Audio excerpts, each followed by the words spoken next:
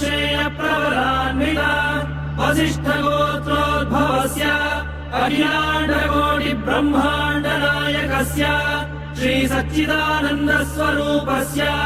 सूर्यवंशपावनस्य श्रीमदिक्ष्वाकुकुलवंशोद्भवस्य श्री रघुमहाराजवर्मणः प्रपौत्राय अजमहाराजवर्मणः पौत्राय दशरथमहाराजवर्मणः पुत्राय चक्रवर्ति सार्वभौमाय श्री महाविष्णु अवतारभूताय भरतखण्ड आत्मस्वरूपाय श्री पट्टाभिरामचन्द्र स्वामिने श्रीरामचन्द्रं सीता लक्ष्मण भरत शत्रुघ्न सहित सदा